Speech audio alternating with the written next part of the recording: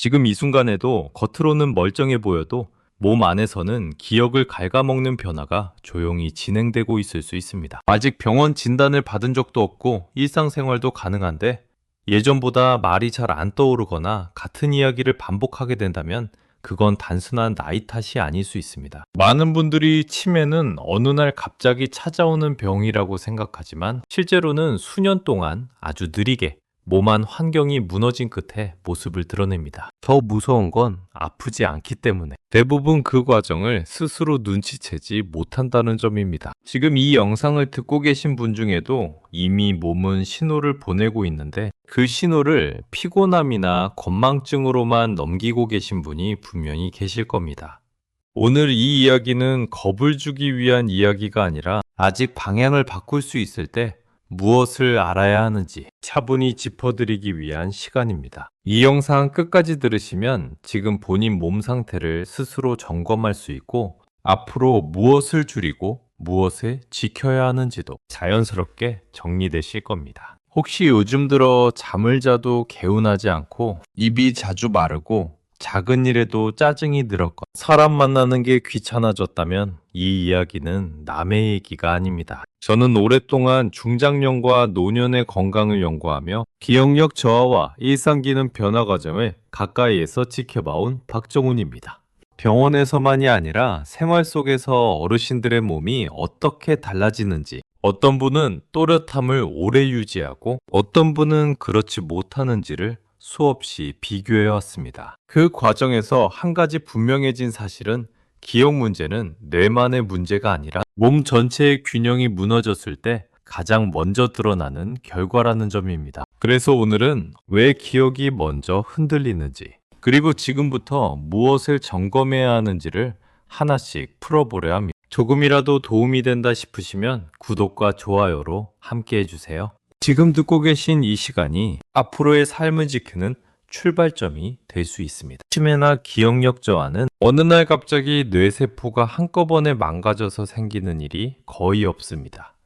대부분은 몸 전체의 균형이 오랫동안 조금씩 어긋난 끝에 가장 예민한 기관인 뇌가 먼저 반응하는 과정입니다. 그래서 초기에는 병원 검사에서 큰 이상이 없다는 말을 듣는 경우도 많고 그 말에 안심했다가 오히려 중요한 시기를 놓치는 경우도 적지 않습니다. 제가 현장에서 자주 보는 모습은 검사 수치는 아직 괜찮지만 본인은 분명 예전과 다르다고 느끼는 어르신들입니다. 이럴 때 많은 분들이 스스로를 더 불안하게 만드는 선택을 하십니다. 인터넷에서 떠도는 정보들을 하나씩 찾아보고 기억력에 좋다는 영양제를 이것저것 더하고 그러다 보니 오히려 생활은 더 복잡해집니다. 하지만 기억 문제는 무언가를 더해야 좋아지는 경우보다 잘못 쌓인 부담을 덜어냈을 때 안정되는 경우가 훨씬 많습니다. 몸은 단순해서 과한 자극에는 약하고 편안한 리듬에는 서서히 반응합니다. 특히 노년기의 몸은 젊을 때보다 회복 속도는 느리지만 방향만 맞으면 생각보다 꾸준하게 따라옵니다. 그래서 저는 기억이 흔들리기 시작한 분들께 가장 먼저 묻는 질문이 있습니다. 최근 들어 하루의 리듬이 예전과 달라지지는 않았는지,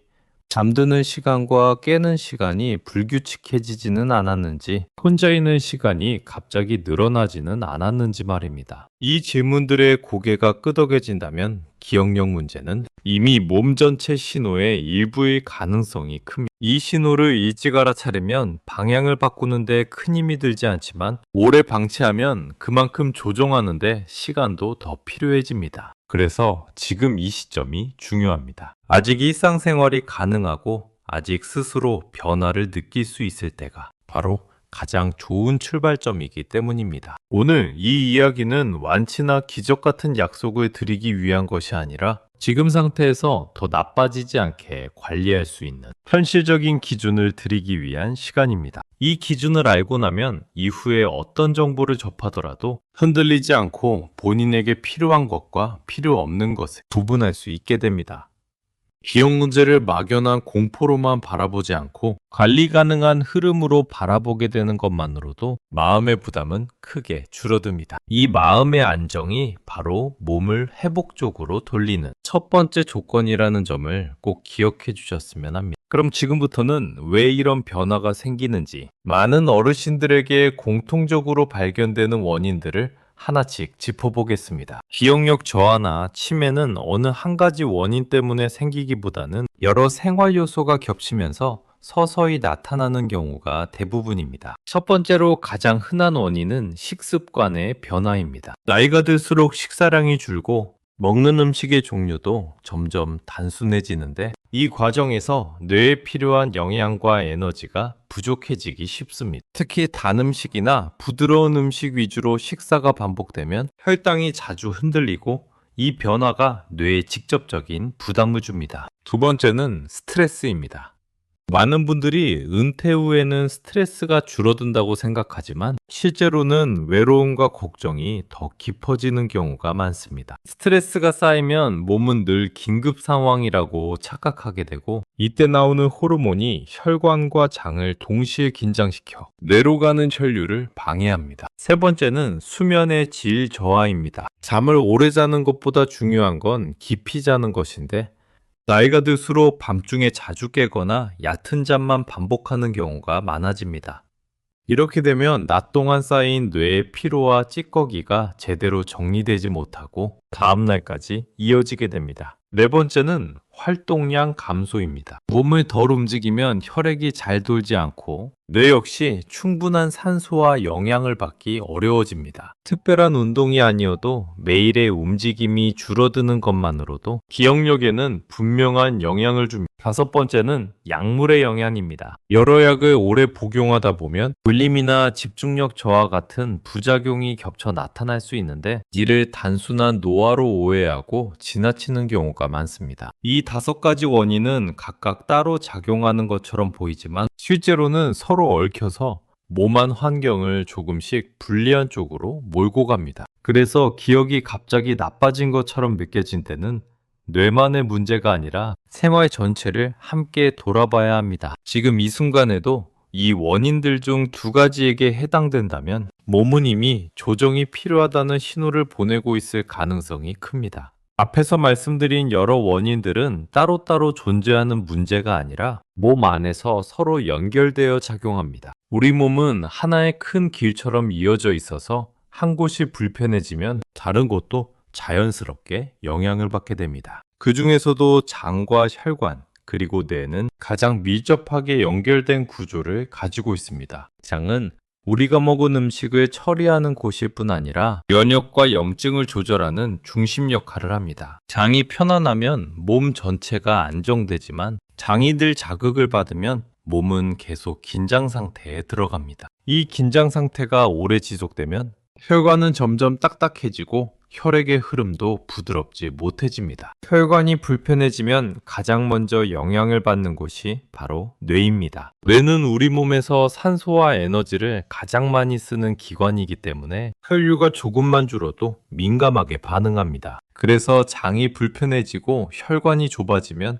뇌는 집중력 저하나 기억력 감소 같은 신호를 먼저 보내게 됩니다. 여기에 스트레스가 더해지면 이 연결고리는 더욱 단단해집니다. 스트레스를 받으면 몸은 위험에 대비하려고 혈관을 수축시키고 장의 움직임도 둔하게 만듭니다. 이 상태가 반복되면 몸 안에는 늘 꺼지지 않는 열이 남게 됩니다. 이 열은 눈에 보이지 않지만 몸 곳곳을 돌아다니며 약한 부분을 자극합니다. 어떤 분은 관절이 먼저 아프고 어떤 분은 속이 더부룩해짐, 어떤 분은 잠부터 무너지는데 그 다음에 기억이 흔들리는 경우가 많습니다. 잠이 얕아지면 뇌는 낮 동안 쌓인 피로와 노폐물을 제대로 정리하지 못하게 됩니다. 이 정리가 되지 않은 상태가 이어지면 뇌는 점점 여유를 잃고 사소한 자극에도 쉽게 지치게 됩니다. 그래서 기억력 문제는 갑자기 생긴 것처럼 느껴져 실제로는 장과 혈관, 수면과 스트레스가 오래전부터 함께 영향을 미쳐온 결과입니다. 이 연결 구조를 이해하시면 기억 문제를 단순히 머리만의 문제로 보지 않게 되고 몸 전체를 함께 돌보는 방향으로 시선을 옮기게 됩니다. 이제는 이런 연결 구조가 실제 삶에서는 어떻게 나타나는지 한 분의 이야기를 통해 조금 더 구체적으로 말씀드려 보겠습니다. 72세 이 진수 어르신은 특별히 큰 병 없이 평생을 보내오신 분이었습니다. 혈압약 하나 정도만 드시고 있었고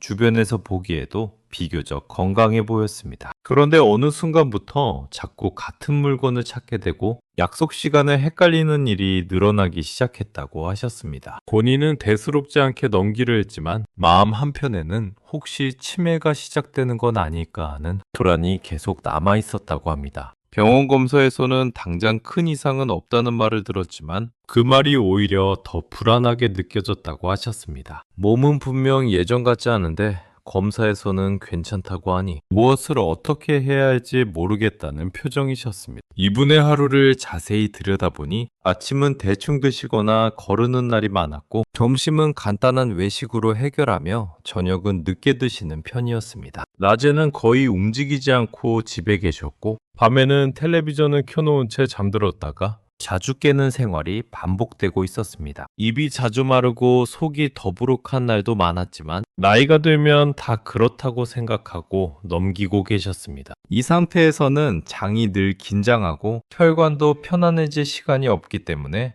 뇌 역시 쉬지 못합니다. 그래서 기억이 먼저 흔들린 것이지 뇌만 갑자기 나빠진 상황은 아니었습니다. 이 어르신께 가장 먼저 드린 말씀은 불안해하지 말라는 것이었습니다. 지금 상태는 되돌릴 수 없는 단계가 아니라 몸 전체의 리듬을 다시 잡아야 할 시점이라는 점을 설명드렸습니다. 그리고 약을 늘리기보다는 생활의 흐름을 하나씩 정리해보자는 방향으로 접근했습니다. 아침 식사를 거르지 않도록 하고 저녁은 조금 일찍 가볍게 드시도록 했으며 밤에는 화면을 끄고 잠들기 전 잠깐이라도 몸을 움직이게 했습니다. 처음에는 별 차이가 없는 것 같았지만 몇 주가 지나면서 잠에서 깨는 횟수가 줄고 아침에 일어날 때 머리가 덜 무겁다는 말씀을 하셨습니다. 2달쯤 지나자 약속을 헷갈리는 일이 눈에 띄게 줄었고 스스로도 마음이 조금 편안해졌다고 느끼셨습니다. 이 사례에서 중요한 점은 특별한 약이나 치료를 새로 시작하지 않았다는 사실입니다. 몸이 쉬기 좋은 환경을 만들어주자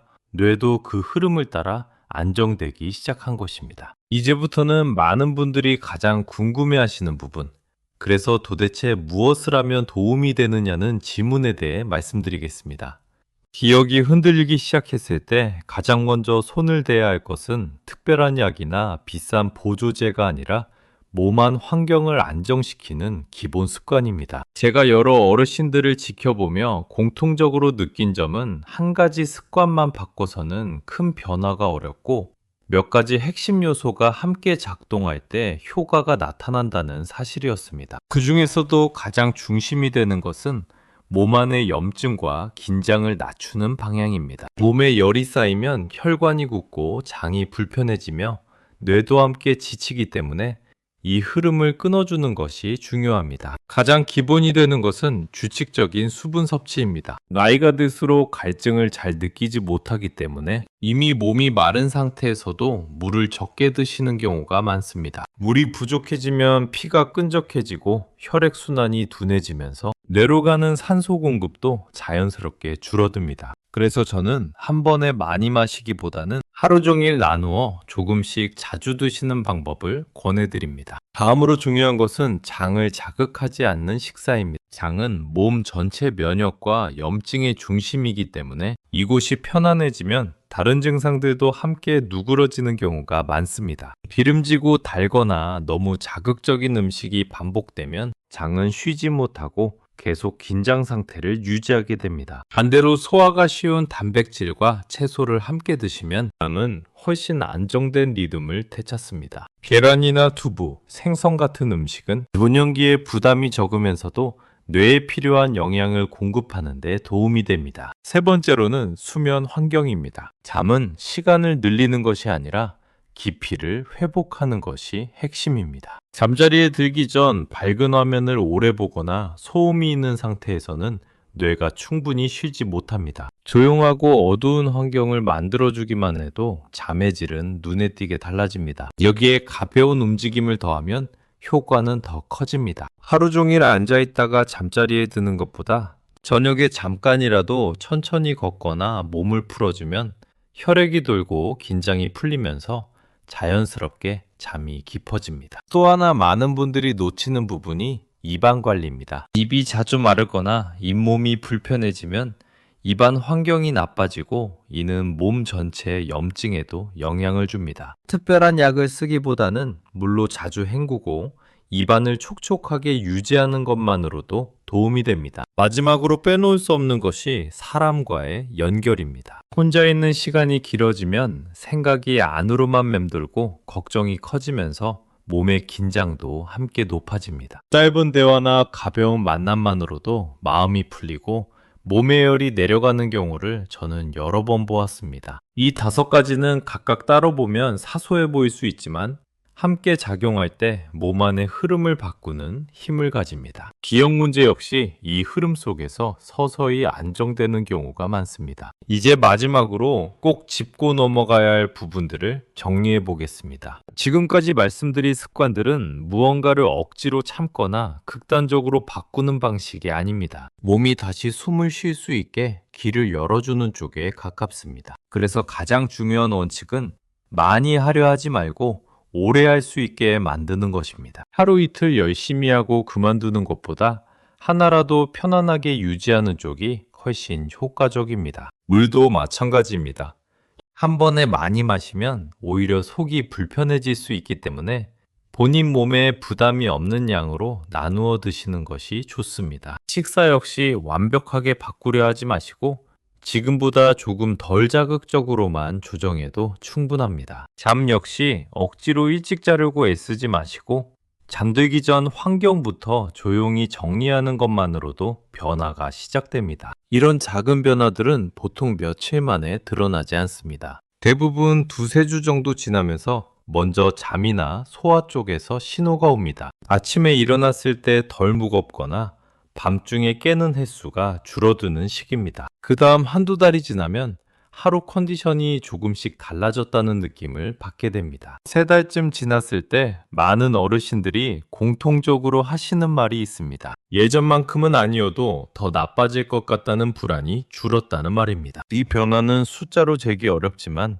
삶의 질에서는 아주 큰 차이를 만듭니다. 불안이 줄어들면 몸은 회복 쪽으로 방향을 잡기 시작합니다. 여기서 한 가지 꼭 기억하셔야 할 점이 있습니다. 지금까지의 이야기는 건강 정보를 바탕으로 한 일반적인 설명이며 현재 치료를 받고 계신 분들은 반드시 담당 의료진과 상의하며 조절하셔야 합니다. 약을 임의로 줄이거나 중단해서는 절대 안 됩니다. 오늘 말씀드린 습관들은 치료를 대신하는 것이 아니라 몸이 치료를 받아들일 수 있는 바탕을 만들어주는 역할이라고 이해하시면 됩니다. 그럼에도 불구하고 제가 희망적으로 말씀드릴 수 있는 이유는 몸은 나이에 비해 생각보다 훨씬 유연하다는 점입니다. 완전히 젊을 때처럼 돌아가지는 않더라도 지금보다 나아질 여지는 충분히 남아 있습니다. 기억력 문제도 마찬가지입니다. 갑자기 번쩍 좋아지지는 않지만 천천히 흐름을 되돌리면 더디게라도 안정되는 경우를 저는 여러 번 보아왔습니다. 오늘 이 이야기를 여기까지 들으셨다면